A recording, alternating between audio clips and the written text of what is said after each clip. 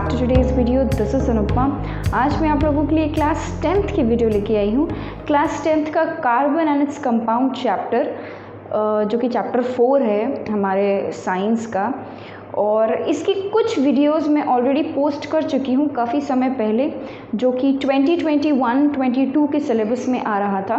लेकिन इस साल क्योंकि कार्बन एंड इट्स कंपाउंड का पूरा चैप्टर आ रहा है आपके एग्ज़ाम में, बोर्ड एग्ज़ाम में, इसलिए मैं सोचा कि क्यों ना उसको कंटिन्यू किया जाए और इस चैप्टर को फाइनली फिनिश किया जाए।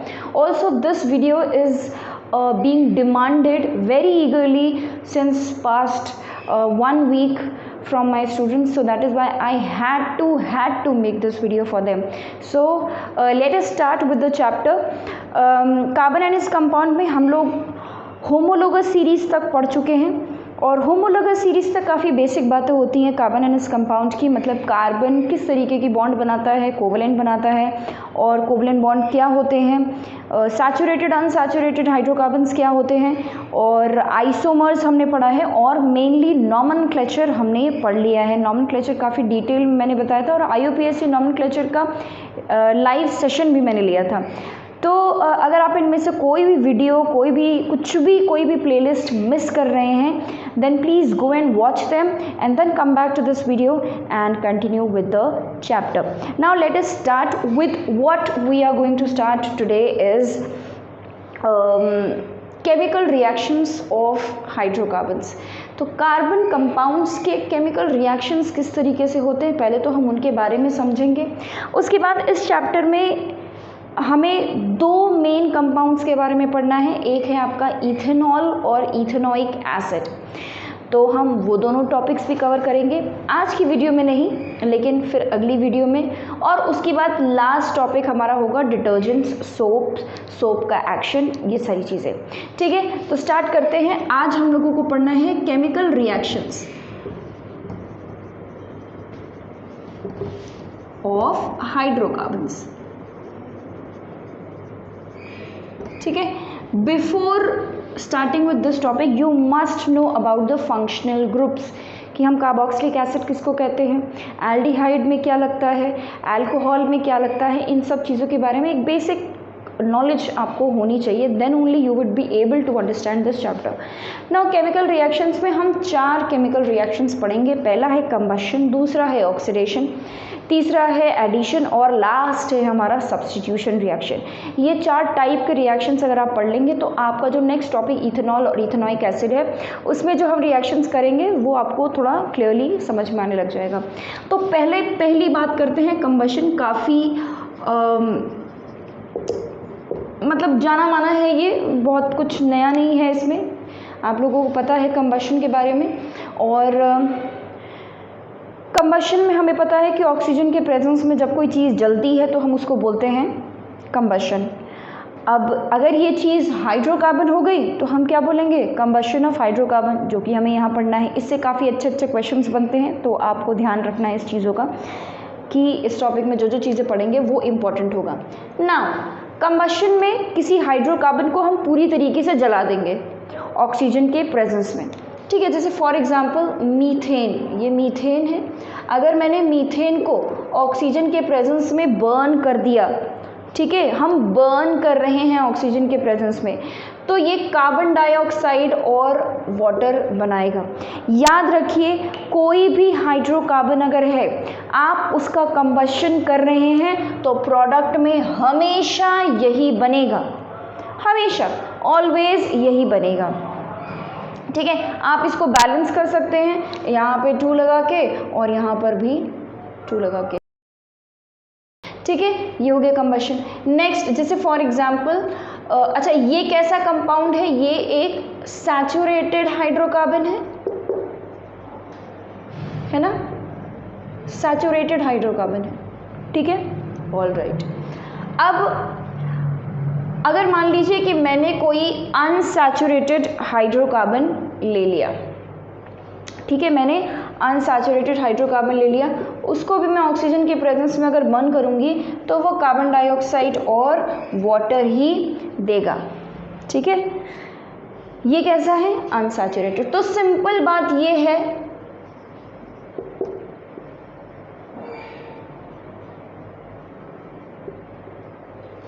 ठीक है, सिंपल बात ये है कि अगर हम किसी हाइड्रोकार्बन को बर्न करते हैं इन प्रेजेंस ऑफ ऑक्सीजन तो वो कार्बन डाइऑक्साइड और वाटर देगा। अब ये हाइड्रोकार्बन आपका सैचुरेटेड और अनसैचुरेटेड दोनों हो सकता है। ठीक है, अब कुछ बातें मैं आपको बता रही हूँ, लिखते चलेंगे और बताते भी चलेंगे, समझते जाइएगा। ठीक है, अनसैचुरेटेड हाइड्रोकार्बन्स जो होते हैं, अनसैचुरेटेड हाइड्रोकार्बन्स जो होते हैं वो उनको जब आप बर्न करेंगे तो वो एक ब्लैक सूट निकालते हैं। ठीक है, उनका जो धुआं होता है उसमें एक काला सूट होता है। ठीक है, आपने देखा होगा जैसे फॉर एग्जांपल कि कहीं पर आग जल रही है, ठीक है, और आप एक प्लेट ले आके उस पर रख दो, ठीक है, उस आग के पास रखो, तो आपने देखा होगा कि वो क्या करता है, पूरे प्लेट को काला कर देगा। ये जो काला काला हुआ है प्लेट पे, ये क्या है, ये इसको हम कहते हैं ब्लैक सूट। ठीक है, सूट, कार्बन सूट है ये। ठीक है, जैसे आप लोगों ने देखा होगा दिवाली में, हाँ दिवाली का एक बहुत अच्छा एग्जाम्पल है, दिवाली में कईयों के घरों पे ऐसा होता है कि दिवाली में रात में सोने से पहले काजल लगाया जाता है। दिवाली के जो दिया होता है उसके ऊपर एक प्लेट रख के, और जब उसके ऊपर वो ब्लैक कार्बन आ जाता है जिसको हम बोलते हैं सूट, उसका काजल लगाया जाता है, तो वहाँ पे भी ब्लैक सूट जो है वो पैदा हो रहा होता है। तो जब भी अनसैचुरेटेड हाइड्रोकार्बन बर्न होगा, ठीक है, burns to produce black soot, right, जब भी कोई हाइड्रोकार्बन बर्न होगा तो वो हमेशा ब्लैक सूट देता है। ठीक है, और जो भी आपका अनसैचुरेटेड हाइड्रोकार्बन्स होंगे वो ब्लैक सूट देंगे। सैचुरेटेड हाइड्रोकार्बन्स क्या देंगे, हाइड्रोकार्बन्स, सैचुरेटेड हाइड्रोकार्बन्स क्या देंगे, वो एक क्लीन फ्लेम देते हैं, क्लीन फ्लेम देते हैं। जनरली ये क्लीन फ्लेम ब्लू कलर की होगी। अगर फ्लेम ब्लू कलर की है तो हम मानते हैं कि फ्लेम बहुत क्लीन है। जैसे फॉर एग्जांपल आपका जो गैस का बर्नर है, ठीक है, आपका जो बर्नर है जब आप उसमें आग जलाते हो तो आपने देखा होगा कि बहुत ही ब्लू कलर की फ्लेम आती है। वो ब्लू कलर की फ्लेम क्यों आ रही है, क्योंकि जो आपका सिलेंडर है उसमें एक सैचुरेटेड हाइड्रोकार्बन है। जब उसका कंबशन होता है, जब वो जलता है तो वो ब्लू कलर की फ्लेम देने लगेगा। ठीक है, ये दो बातें समझ में आ गई हैं। अनसैचुरेटेड हाइड्रोकार्बन ब्लैक सूट देगा, सैचुरेटेड हाइड्रोकार्बन क्लीन फ्लेम देगा। ठीक है, अनसैचुरेटेड हाइड्रोकार्बन हमेशा ब्लैक सूट देगा। सैचुरेटेड हाइड्रोकार्बन क्या हमेशा ब्लू कलर की फ्लेम देगा? नहीं। अगर आपने ऑक्सीजन की मात्रा कम कर दी, ये जो दोनों रिएक्शंस हो रहे हैं ये दोनों सफिशिएंट अमाउंट ऑफ ऑक्सीजन में हो रहा है, ठीक है, लेकिन अगर ऑक्सीजन की मात्रा कम कर दी तो सैचुरेटेड हाइड्रोकार्बन्स भी ब्लैक सूट देने लगते हैं। ठीक है, तो saturated hydrocarbons may give black soot in insufficient oxygen। और ऐसा क्यों होता है? जब ऑक्सीजन उनको प्रॉपर नहीं मिलता है तो वो ब्लैक सूट क्यों देने लगते हैं? क्योंकि कंबशन पूरी तरीके से नहीं होता है। ठीक है, तो कार्बन पूरी तरीके से, ये जो हाइड्रोकार्बन से पूरी तरीके से कार्बन डाइऑक्साइड और वाटर में नहीं बन पाता। ठीक है, तो ये ऐसा इसलिए होता है बिकॉज ऑफ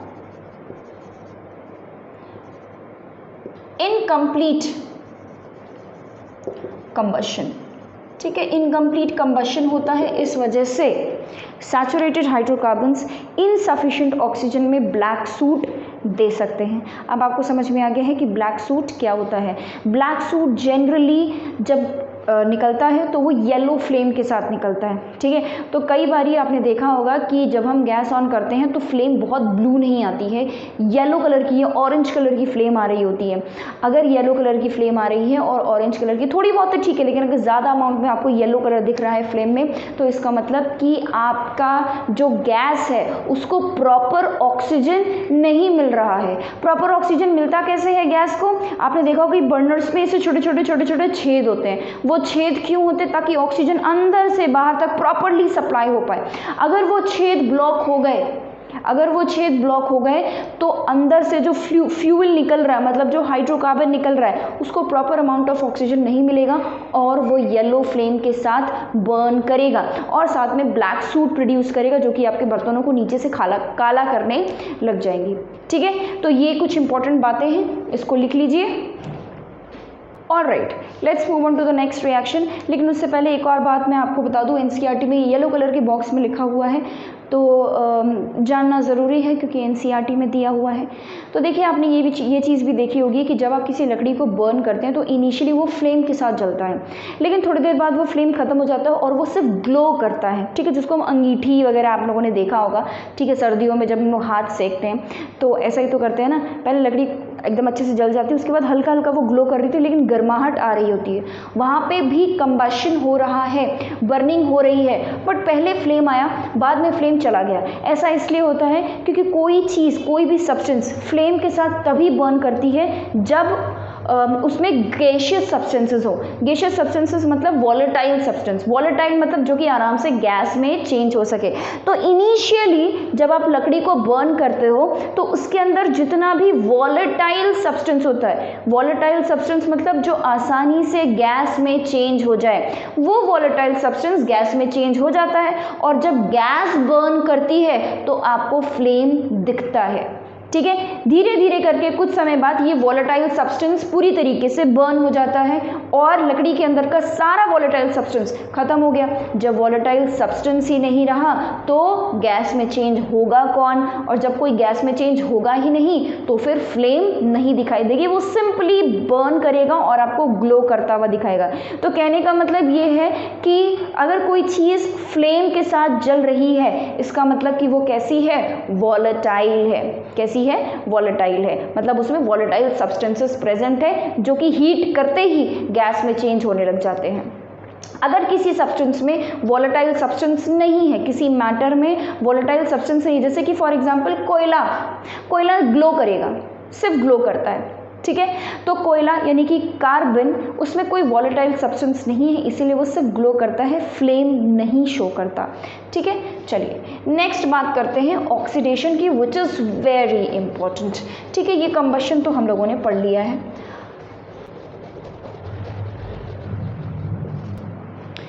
नेक्स्ट बात करते हैं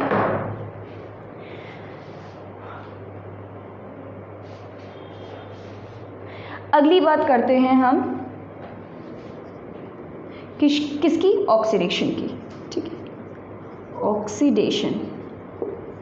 ठीक है, अब ऑक्सीडेशन में क्या होगा कि हम हाइड्रोकार्बन को पूरी तरीके से नहीं जलाएंगे, हम अपने अकॉर्डिंग उसको ऑक्सीडाइज करेंगे, ऑक्सीजन के प्रेजेंस में नहीं, किसी ऑक्सीडाइजिंग एजेंट के प्रेजेंस में। ऑक्सीडाइजिंग एजेंट के बारे में आपको पता है, ऑक्सीडाइजिंग एजेंट वो सब्सटेंसेस होते हैं जो दूसरों को ऑक्सीडाइज करते हैं और खुद रिड्यूस हो जाते हैं।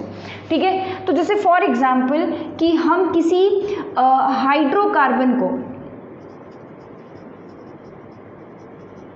ठीक है, अगर हम किसी हाइड्रोकार्बन का ऑक्सीडेशन करते हैं तो वो ऑक्सीडाइज होके अल्कोहल बनता है।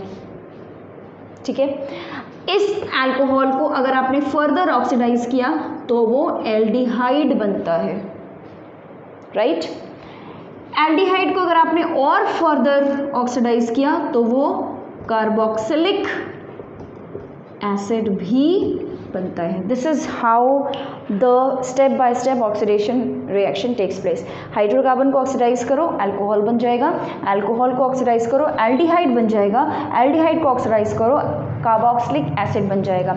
यहाँ पे हम क्या यूज़ करेंगे? ऑक्सीडाइजिंग एजेंट यूज़ करेंगे, और ऑक्सीडाइजिंग एजेंट में हम क्या यूज़ कर सकते हैं? हम एल्कलाइन KMnO4 और अल्कोहलिक K2Cr2O7 हम यूज़ कर सकते हैं।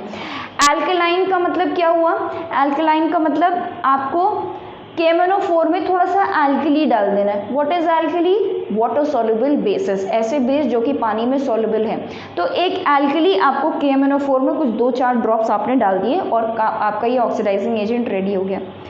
इसी तरीके से K2Cr2O7 पोटेशियम डाइक्रोमेट हम इसको बोलते हैं, ये है पोटेशियम परमैंगनेट। ठीक है, इसको लिखते चलो, दिस इज पोटेशियम परमैंगनेट। ठीक है, and this is potassium dichromate. ठीक है, potassium permanganate and potassium dichromate. तो आप इन दोनों में से कुछ भी लोगे तो आपका इसमें क्या डालना है हमको, अल्कोहलिक K2Cr2O7 का मतलब K2Cr2O7 में कुछ ड्रॉप्स आपको अल्कोहल के डाल देने हैं। ठीक है, कुछ ड्रॉप्स आपको किसके डाल देने हैं, अल्कोहल के। आपको ऑक्सीडाइजिंग एजेंट जो है वो रेडी हो गया। ठीक है, चलिए अब एग्जाम्पल ले लेते हैं। एग्जाम्पल जैसे फॉर एग्जाम्पल हम CH4 का ले लेते हैं। ठीक है, CH4 का लेते हैं। मैं 2 एग्जाम्पल्स लेके समझाऊंगी क्योंकि इसमें थोड़ा सा कंफ्यूजन होता है फंक्शनल ग्रुप चेंज करने में। देखो ये तो हाइड्रोकार्बन है, जैसे आपने CH2, अल्कोहल CH4 ले लिया, अल्कोहल में OH लग जाएगा। एल्डिहाइड में क्या लगता है, कौन सा फंक्शनल ग्रुप, CHO, और इसमें COOH। मैंने याद दिला दिया आपको, अगर आप भूल गए हैं तो। अब इसको देख के अब हम फंक्शनल ग्रुप्स लगाते जाएंगे और ऑक्सीडाइज करते जाएंगे। ठीक है, तो हमने क्या ले लिया है, मीथेन ले लिया है। मीथेन को अगर मैं ऑक्सीडाइज करूंगी तो क्या बनेगा, अल्कोहल।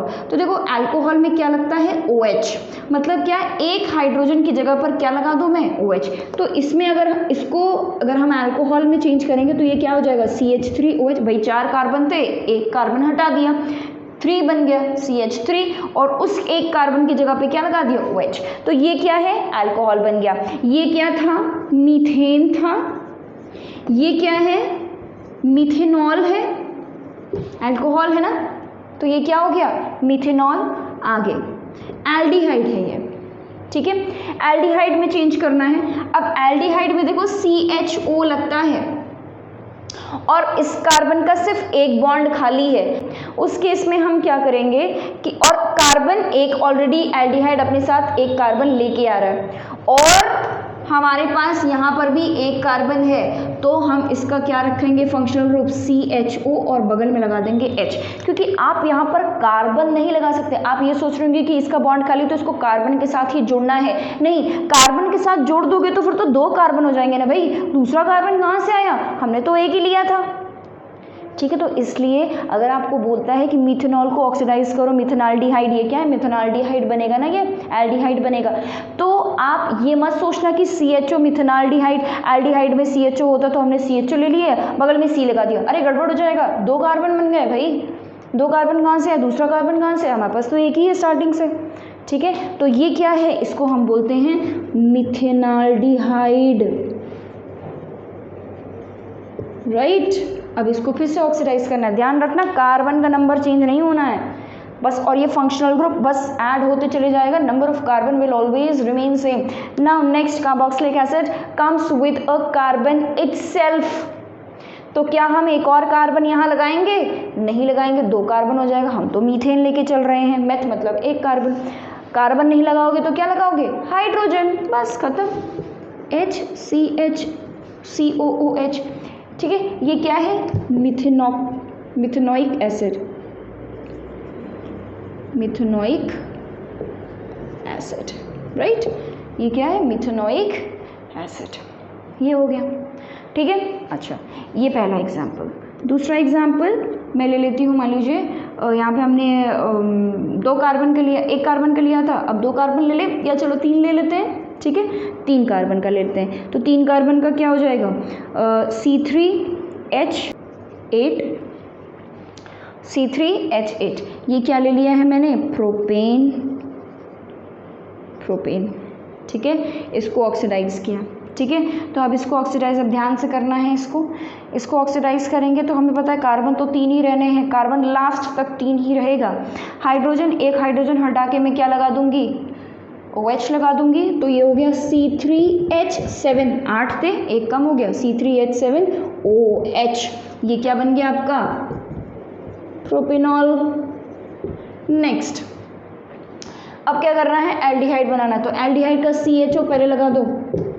ठीक है, एल्डिहाइड का हमने क्या किया, CHO पहले लगा दिया, 1 कार्बन हो गया, और कितने लगाने हैं, 2, टोटल 3 चाहिए ना, 1 हो गया, 2 और लगाने हैं। तो ये 1 लगा दो और एक ये लगा दो, और कार्बन की वैलेंसी सेटिस्फाई कर दो, क्या होगा यहाँ पे 2 हाइड्रोजन, 1 हाइड्रोजन, 1 हाइड्रोजन, भाई टेट्रा वैलेंसी पूरी होनी चाहिए। और यहाँ पे 1 हाइड्रोजन, 1 हाइड्रोजन और यहाँ पर भी 1 हाइड्रोजन।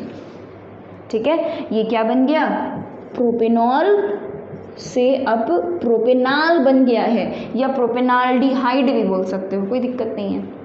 ठीक है, आगे अब इसका एसिड बनाना है, तो बस इसी वाले को क्या कर दो, इसको मैं ऐसे लिख सकते हो CH3, इसको CH2 और यहाँ क्या लगा दूँ COOH। बस देखो इसी फंक्शनल ग्रुप को क्या बना देना है, COOH बना देना। ये क्या बन गया, प्रोपेनोइक एसिड।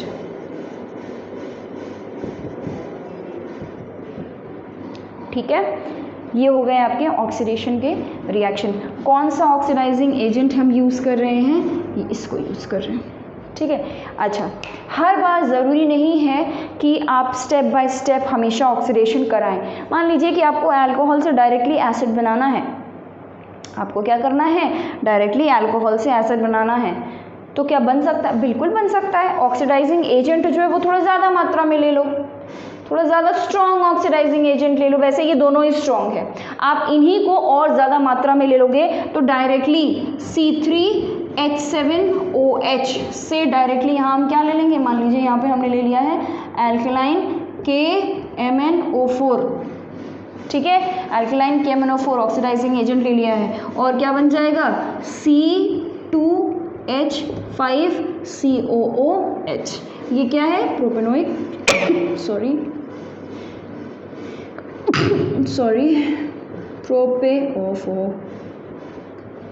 Propanoic acid. तो अल्कोहल से हम डायरेक्टली एसिड भी बना सकते हैं, कोई टेंशन वाली बात नहीं है। अदरवाइज स्टेप बाय स्टेप इस तरीके से मूव किया जाता है। ठीक है, तो ये हमारा दूसरा केमिकल रिएक्शन कंप्लीट हो गया है, इसको लिख लो, आगे बढ़ते हैं। चलो भाई, ये हो गया है। अब अगला है हमारा एडिशन रिएक्शन। ठीक है,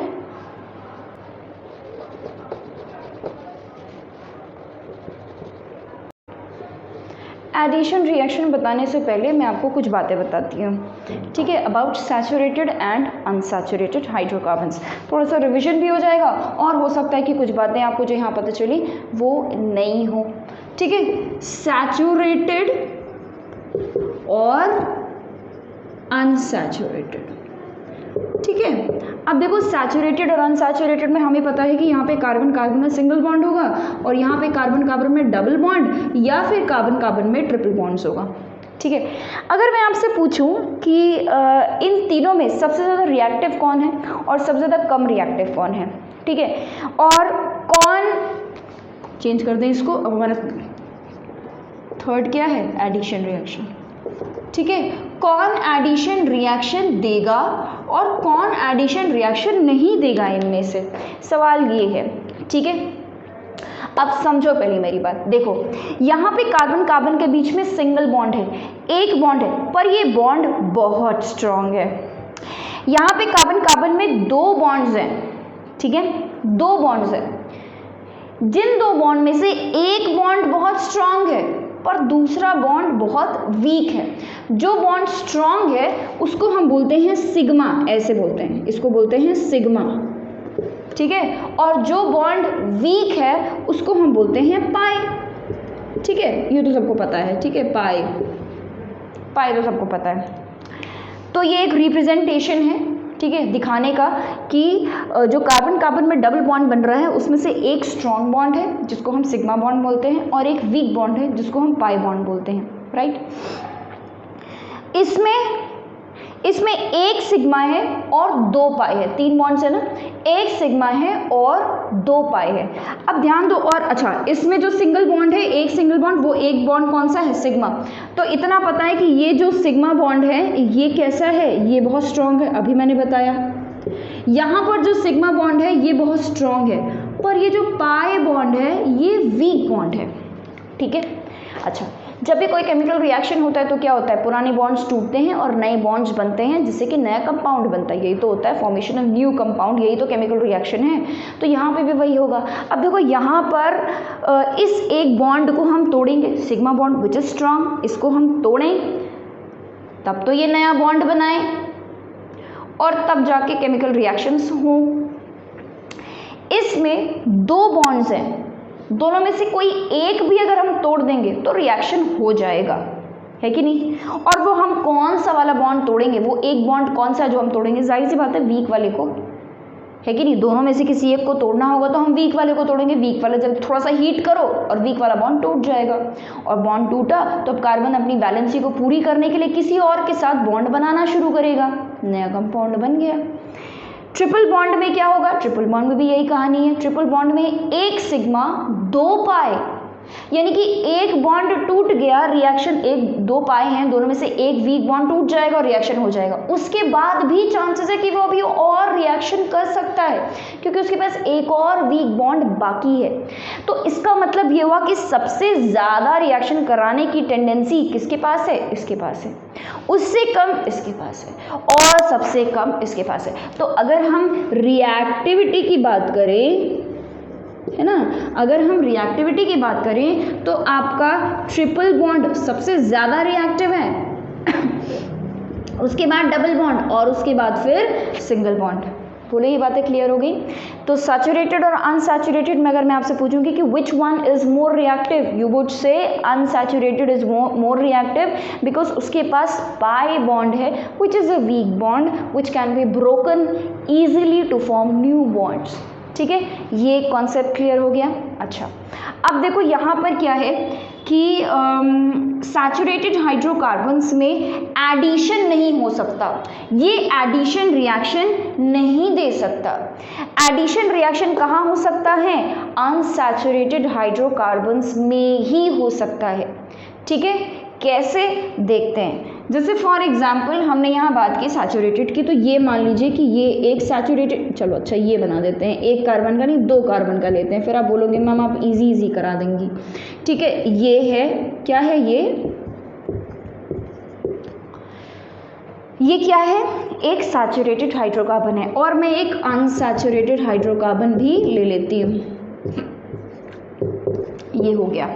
ठीक है, हमको एडिशन कराना है। एडिशन मतलब इनके अलावा कुछ और भी आके जुड़ जाए, इनके अलावा कुछ और आके ऐड हो जाए, कुछ नए एटम्स आके ऐड हो जाएंगे, तो हुआ एडिशन। इन दोनों में अब देखो इसके पास तो जगह ही खाली नहीं है कि कोई नया आ सके। अगर कार्बन को किसी और के साथ बॉन्ड बनाना है तो उसको हाइड्रोजन में से किसी एक हाइड्रोजन के साथ बॉन्ड तोड़ना पड़ेगा, तभी तो कोई नया आके अटैच होगा, अदरवाइज कोई आ ही नहीं सकता, जगह ही नहीं है यहाँ पर, सारे बॉन्ड फुलफिल्ड है। यहाँ बात करते हैं, अगर मान लो कि ये एक अनसैचुरेटेड कार्बन है और इसको हमने हीट किया तो इसका एक बॉन्ड हमने पाई वाला तोड़ दिया। अब कार्बन के पास दो बॉन्ड खाली हो गए हैं, दो नए लोग आकर यहाँ पर अटैक कर सकते हैं और ऐड हो सकते हैं। तो एडिशन रिएक्शन कौन देगा, अनसैचुरेटेड, और सैचुरेटेड नहीं देगा। सैचुरेटेड क्या देगा, सब्स्टिट्यूशन रिएक्शन, जो हमको इसके बाद पढ़ना है। सब्स्टिट्यूशन रिएक्शन कौन देगा, सैचुरेटेड हाइड्रोकार्बन। सब्स्टिट्यूशन मतलब एक जगह पे दूसरी जगह आ गया, एक की जगह पर दूसरा कोई और आ गया। ठीक है, तो यहाँ पे हाइड्रोजन हटा, मान लो हाइड्रोजन हटा के मैंने यहाँ पे क्लोरीन लगा दिया, तो लगा सकती हूँ मैं क्लोरीन। यहाँ पर मैंने क्लोरीन ऐड किया, यहाँ पर मैंने क्लोरीन सब्स्टिट्यूट किया। नंबर ऑफ हाइड्रोजन यहाँ पर बाद में भी बराबर है और पहले भी उतने ही थे, बाद में भी उतने ही हैं, नई चीज़ें ऐड हुई हैं, यहाँ पर सब्स्टिट्यूट हुआ है। ठीक है, तो ये चीज़ें लिख लो, it will not give addition but substitution दे देगा। ठीक है, ये क्या देगा, एडिशन देगा। ये क्या देगा, एडिशन देगा। सब्स्टिट्यूशन भी दे सकता है, ऐसी कोई बड़ी बात नहीं है। ठीक है, सब्स्टिट्यूशन भी दे सकता है किसी किसी केसेस में, पर वो केसेस आपको भी नहीं पढ़ने हैं, वो जब आप बड़े हो जाएंगे तब पढ़ेंगे 11th-12th में। अभी फ़िलहाल के लिए इतना ही। इसको लिख लो, उसके बाद फिर हम एडिशन रिएक्शन के रिएक्शंस करें। ठीक है, इसको लिख लो, this is very very important. Okay, चलो भाई देखते हैं कि ये एडिशन रिएक्शन होगा कैसे। ठीक है, चलो मान लो कि मैंने कोई एडिशन रिएक्शन के लिए मुझे अनसैचुरेटेड ही लेना पड़ेगा, तो मैंने एक ये अनसैचुरेटेड हाइड्रोकार्बन ले लिया। इसका नाम क्या है, ईथीन। ऑफ कोर्स क्या है, ईथीन। अब मान लीजिए कि मैंने इसमें हाइड्रोजन ऐड करना है मुझे, ठीक है, तो मैं H2 के साथ रिएक्शन करूँगी। रिएक्शन मैं खाली H2 के साथ करूँगी तो रिएक्शन नहीं हो पाएगा, मुझे यहाँ पर चाहिए होगा निकल, प्लैटिनम या फिर पैलेडियम। ये लोग क्या हैं भाई, ये लोग कैटलिस्ट हैं। ये लोग कौन हैं, these are called catalyst. Catalyst ये क्या होता है, कैटलिस्ट होते हैं हेल्पर्स, ठीक है। इनकी प्रेजेंस में ये रिएक्शन होगा, इनकी प्रेजेंस में ही ये रिएक्शन हो पाएगा। अगर आप ये कैटलिस्ट नहीं लोगे तो ये रिएक्शन नहीं हो पाएगा।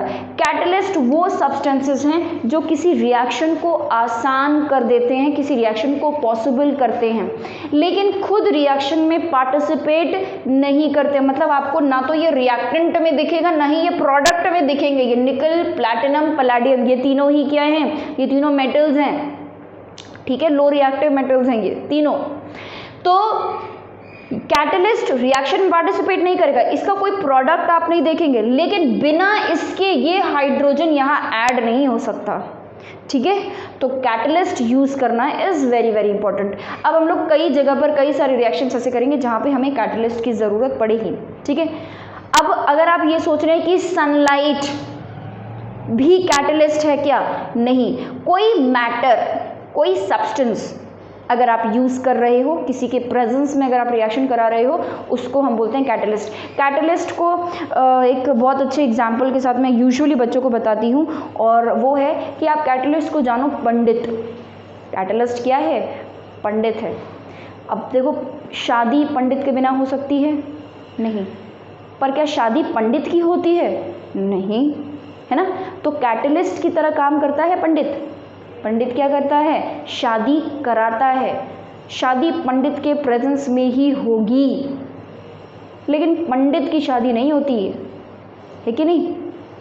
तो कैटलिस्ट जो है वो कायदे से पंडित की तरह ही है। शादी कराते में, शादी में मंडप में जो पंडित बैठ रहा है उसके प्रेजेंस में ही 7 फेरे लगेंगे तो ही वो मान्य है। उसके बगैर, बिना उसके बोले हुए मंत्र के बगैर तो शादी मानी ही नहीं जाएगी, ठीक है। तो पंडित की आवश्यकता ज़रूरत पड़ती है किसमें, कैटलिस्ट में। शादी को थोड़ा आसान कर देगा पंडित, ठीक है, लेकिन वो शादी में इन्वॉल्व नहीं होता, ठीक है। तो वैसे ही आपका कैटलिस्ट है। तो अब देखो, अब क्या होगा, सिंपल सी चीज़ है, यहाँ से ये बॉन्ड टूट जाएगा।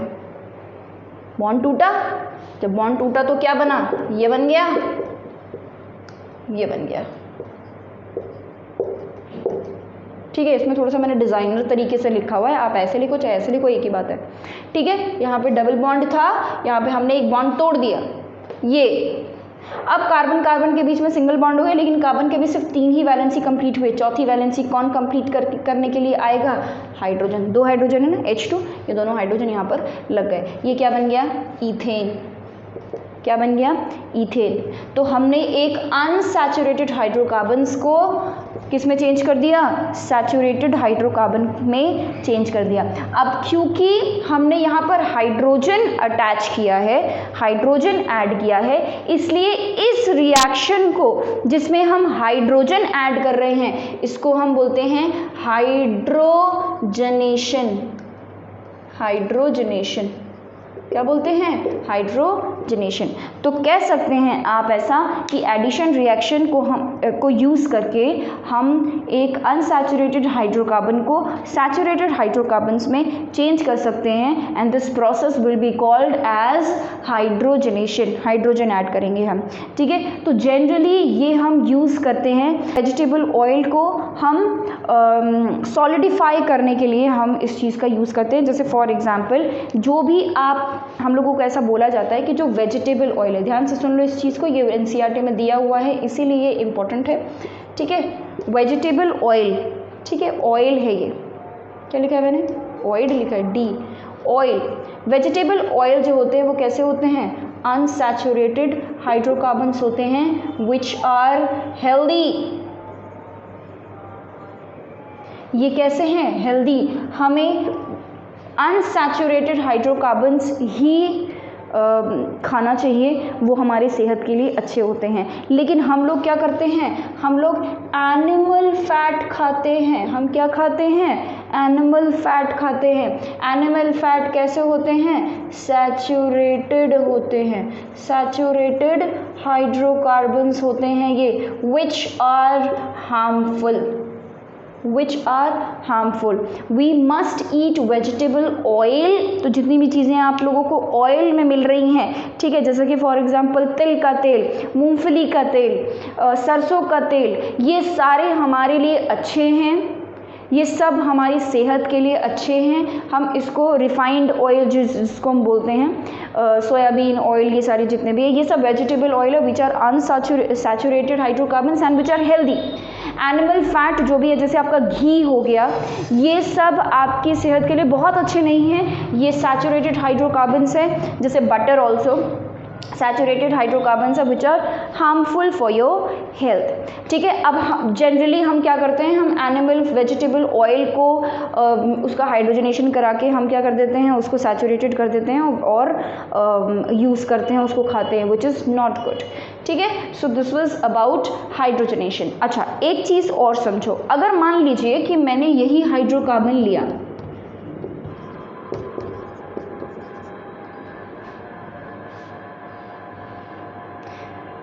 मान लीजिए कि हमने ये हाइड्रोकार्बन लिया और इसमें मैंने HBr डाल दिया, मान लीजिए,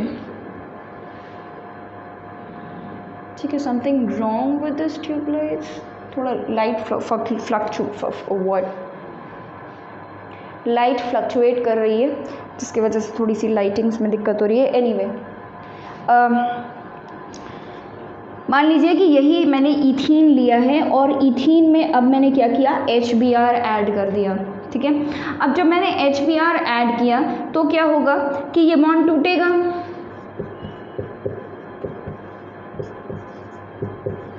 बॉन्ड यहाँ का टूट गया।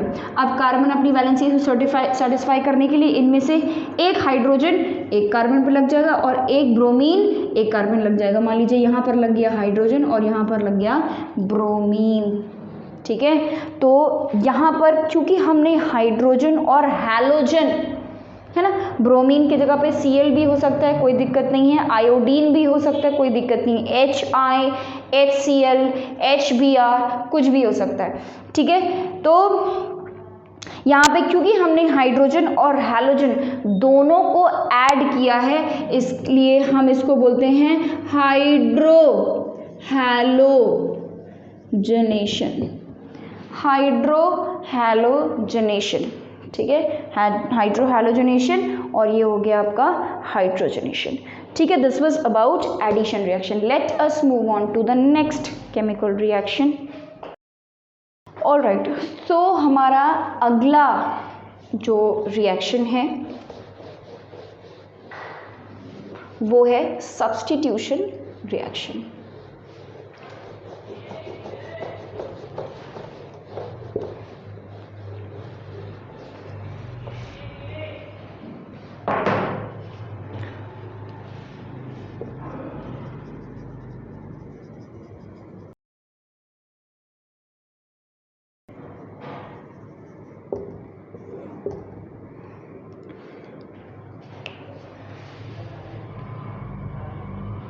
सब्स्टिट्यूशन रिएक्शन, अब इसके बारे में आप लोगों को बता चुकी हूँ। ये कौन देगा, सैचुरेटेड हाइड्रोकार्बन्स देंगे, एक हाइड्रोजन हट के कोई दूसरा वहाँ पर आके लग जाएगा, ठीक है। तो देखिए होता क्या है, जैसे फॉर एग्जांपल मैंने CH4 ले लिया है, ठीक है, और मैंने इसका रिएक्शन करा दिया है क्लोरीन के साथ in the presence of HNu और UV, मतलब एक तरीके का हमें एक एनर्जी का सोर्स प्रोवाइड करना है, ठीक है। HNu का मतलब एनर्जी और UV का मतलब सनलाइट, ठीक है, UV rays, any type of energy will do, ठीक है। अब यहाँ पे होता क्या, ध्यान से समझिएगा, देखो बहुत ध्यान से, ये जो Cl है,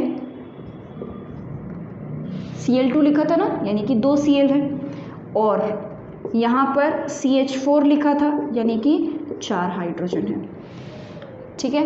अच्छा, अब क्या होता है कि सब्स्टिट्यूशन करना है, यहाँ से एक क्लोरीन निकलेगा और किसी एक हाइड्रोजन की जगह पर अटैच हो जाएगा। बात समझ में आई? एक क्लोरीन निकलेगा और किसी हाइड्रोजन की जगह पर अटैच हो जाएगा। तो बचा क्या?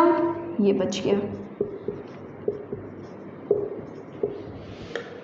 ठीक है, 4 हाइड्रोजन थे, एक हाइड्रोजन हट गया और क्लोरीन लग गया। ये जो हाइड्रोजन आपने हटाया है, ये हाइड्रोजन बचे हुए क्लोरीन के साथ बॉन्ड बनाएगा और क्या बना लेगा? HCl। ठीक है, बात समझ में आई? ये है आपका मीथेन जिसमें 4 हाइड्रोजन थे, ये है क्लोरीन Cl2 जिसमें कि 2 क्लोरीन थे। तो एक क्लोरीन उसमें से हाइड्रोजन की जगह ले लेगा, सब्स्टिट्यूशन कर लिया इसने और हाइड्रोजन वहाँ लग गया। ये जो हाइड्रोजन निकला है ये इस बचे हुए क्लोरीन के साथ HCl बना लेगा। लेकिन ये रिएक्शन जो है ना, ये यहाँ रुकता नहीं है, ये रिएक्शन इसके आगे भी चलता रहता है। आगे कैसे चलेगा? देखो, अब मैं इसको ऐसे लिख सकती हूँ, CH3Cl लिख सकती हूँ। अब तो आप लोगों को समझ में आ गया। CH3Cl प्लस Cl2, यहाँ पे 2 क्लोरीन है, ठीक है, और यहाँ पर आपका UV या फिर H नहीं हो गया। अब आगे देखिए, ये जो Cl2 है इसमें से एक Cl निकल के इन हाइड्रोजन में से, 3 हाइड्रोजन में से एक को डिस्प्लेस कर देगा, एक को सब्स्टिट्यूट कर देगा। ठीक है, तो यहाँ पे क्या बच जाएंगे? CH2 बच जाएंगे। एक क्लोरीन पहले से देखा, एक और क्लोरीन आ गया तो CH2Cl2 प्लस यहाँ से जो हाइड्रोजन निकला है वो बगल वाले क्लोरीन के साथ HCl बना लेगा। अब यही चीज़ आपकी कंटिन्यूसली चलती रहेगी तब तक जब तक सारे हाइड्रोजन को क्लोरीन सब्स्टिट्यूट ना कर दें। ठीक है, अब इसका रिएक्शन देखो, CH2Cl2, इसमें क्लोरीन आया और इसने क्या बना लिया? यही सेम चीज़, और CHCl3 HCl। ये जो चीज़ बनी है इसको हम बोलते हैं क्लोरोफॉर्म। क्लोरोफॉर्म, ठीक है, you must be knowing about this chloroform. ये वही चीज़ है जिसको रुमाल में डाल के और ऐसे करके बेहोश कर देते हैं। ठीक है, एनेस्थीसिया है ये, एनेस्थीसिया एनेस्थेटिक है जो कि यूज़ किया जाता है मेडिकल में। तो ये हो गया। अब इसके बाद इसको हम फिर से रिएक्शन कर देंगे। अब देखो CCl4, एक हाइड्रोजन बचा था वो भी हटा दिया हमने और यहाँ पर बन गया है HCl। ठीक है, तो यहाँ पे क्या हुआ है? सब्स्टिट्यूशन। हम वन बाय वन करके सारे हाइड्रोजन को क्लोरीन से सब्स्टिट्यूट करते गए और HCl बनाते गए। फाइनली हमें क्या बना है? CCl4। इसको हम क्या बोलते हैं? This is called carbon tetra chloride, right? Carbon tetra chloride, लिख लो इसको। All right, so this was all about today's video. Chemical reactions हम लोगों ने कर लिए हैं और अगली वीडियो बहुत जल्द आएगी। अगली वीडियो में हम पढ़ेंगे इथेनॉल के बारे में और उसके बाद फिर हम पढ़ेंगे इथेनोइक एसिड के बारे में। ठीक है, मैं दोनों ही वीडियोस अलग अलग बनाऊंगी ताकि मेस्ड अप ना हो, और उसके बाद लास्ट में सोप का एक्शन। ठीक है, so thank you for watching this video, thank you for all your demands which makes me motivated to do effort and to work even more harder. So thank you for your support and your very kind nature of supporting me throughout my journey. So thank you. If you are new to this channel, if this face is new to you, then please subscribe to the channel. I come up with videos of class 9, 10 science and 11, 12 chemistry. And if you are already a subscriber, then you know that I thank you from the bottom of my heart to be for being such a great audience and such a great supporter. Thank you and bye bye.